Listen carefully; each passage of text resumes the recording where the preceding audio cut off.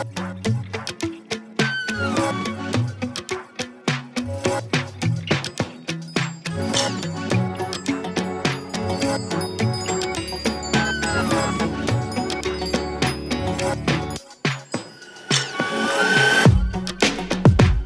sejahtera Malaysia, Dejit Nadi suara rakyat bergema di channel ini.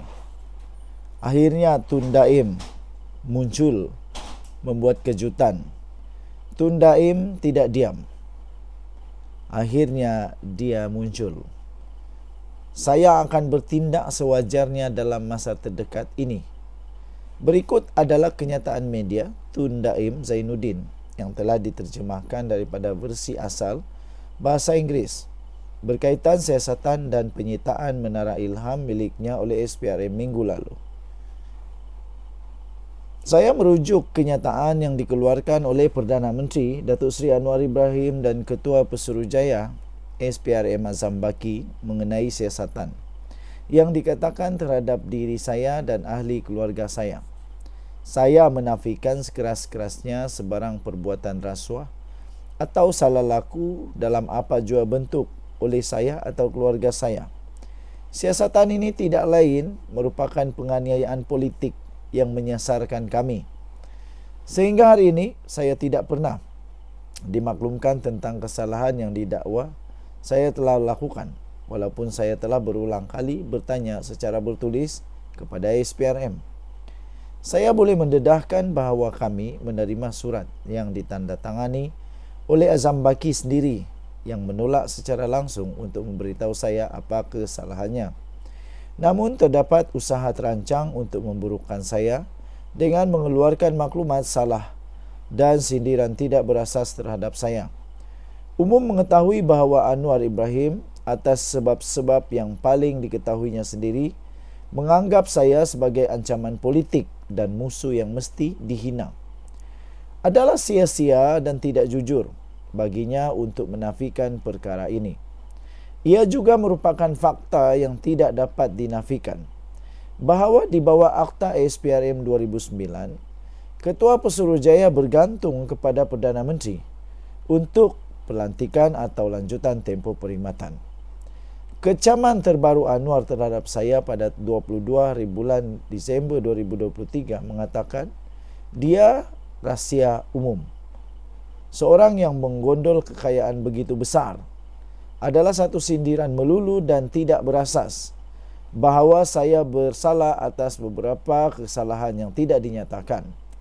Ini cukup menunjukkan kebenciannya terhadap saya.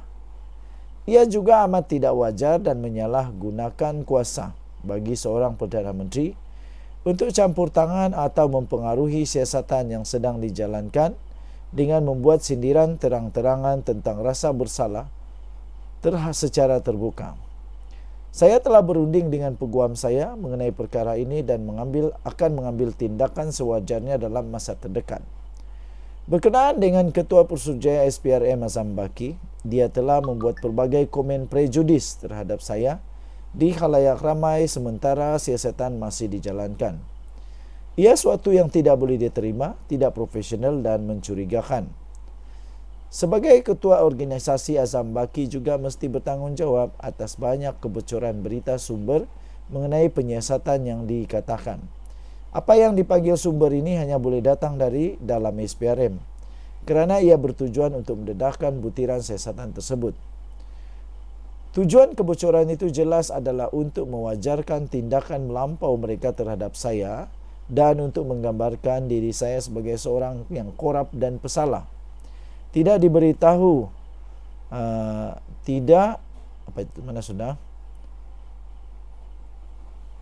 saya ulang sekali lagi. Tujuan kebocoran itu jelas adalah untuk mewajarkan tindakan melampau mereka terhadap saya untuk menggambarkan diri saya sebagai seorang korup dan pesalah. Tidak diberitahu tentang kesalahan terhadap saya. Saya tidak dalam kedudukan untuk menjawabnya atau membela diri. Saya telah sejak awal penyiasatan ini memberikan kerjasama sepenuhnya kepada SPRM dan kerap berkomunikasi dengan mereka melalui peguam saya. Oleh itu adalah kesalahan bagi sumber SPRM untuk mendakwa bahawa saya tidak membuat pendedahan yang betul mengenai butiran kewangan yang dituntut oleh SPRM. Saya mengulangi bahawa semua yang diminta secara bertulis oleh SPRM telah didedahkan dan mengikut undang-undang. Sebagai yang bekas anggota kanan kerajaan dan kerana menghormati proses penyiasatan, saya berdiam diri sehingga kini. Bagaimanapun, Perdana Menteri dan SPRM tidak menunjukkan rasa hormat yang sama terhadap proses itu dengan komen dan kenyataan mereka yang tidak wajar yang berterusan. Menyebabkan saya tiada pilihan selain bertindak balas demi menjaga reputasi dan nama baik saya. Tetapi bukan itu saja yang membimbangkan saya. Saya amat mengambil berat tentang keadilan dan integriti institusi kita. Institusi mesti dilindungi demi kepentingan negara. Ia adalah demi kepentingan awam tertinggi bagi proses penyiasatan dan pendakwaan tidak dicemari dan dijatuhkan oleh keadaan berat sebelah, tidak adil atau bermotifkan politik. Ini akan menjejaskan setiap rakyat Malaysia. Dalam mengenang sumpah jawatan yang diikrarkan oleh mereka berdua, Anwar Ibrahim dan Azam Baki mesti menghormati kedaulatan undang-undang dan proses yang sewajarnya serta bertindak dengan sewajarnya. Ditulis oleh Tun Daim Zainuddin. Kita jumpa lagi. Bye-bye. Salam sejahtera Malaysia, denyut nadi suara rakyat bergema di channel ini. Tuan-tuan dan puan-puan yang dihormati sekalian, siasat Tun bermula dari Dr. Mahathir dan keluarga, kata Samsul Iskandar. Habislah. Kalau betul semua Tun harus disiasat, itu harus dimulakan dengan Dr. Mahathir dan keluarga Dr. Mahathir. Itu kata Samsul Iskandar. Betul tak apa yang dia buat ini? Maksudnya, betulkah pada pendapat anda, betulkah bahawa memang patut Tun Mahathir disiasat bersama dengan keluarganya seperti Samsul Iskandar kata itu? Anda boleh tinggalkan komen. Kenyataan yang berbaur sindiran oleh Tun Dr. Mahathir Mohamad supaya menahan reman semua individu yang bergelar Tun jika enggan mendedahkan hasil kekayaan mereka adalah disifatkan sebagai menunjukkan kesombongan sikap bekas Perdana Menteri itu. Setiausaha politik kanan Perdana Menteri, iaitu Datuk Seri Samsul Iskandar Muhammad Akin, berkata, jika benar Dr. Mahathir jujur dengan kata-katanya, siasatan haruslah dimulakan dengan bekas Perdana Menteri itu serta keluarga beliau. Tun Mahathir jangan terlalu yakin sangat. Tun Mahathir janganlah terlalu ialah terlalu overconfident sangat. Kenyataan bernada sindiran Tun Dr. Mahathir supaya tahan reman semua orang yang memiliki pangkat Tun jika enggan mendedahkan hasil kekayaan mereka menunjukkan betapa kesombongan sikapnya Tun Mahathir. Ini kerana SPRM, Suruhanjaya Pencegahan Rasuah Malaysia SPRM, sedang menyiasat rakan baik-baiknya, tidak lain dan tidak bukan Tun Daim Zainuddin, iaitu siapa dia? Bekas Menteri Kewangan.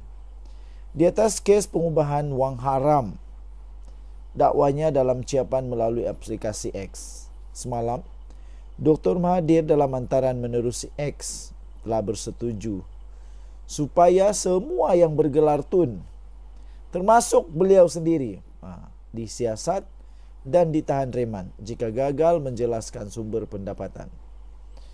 Tun Mahathir dah tua, kalau dia masuk lagi tahanan reman, tak apa jadi kepada dia. Kesian dia.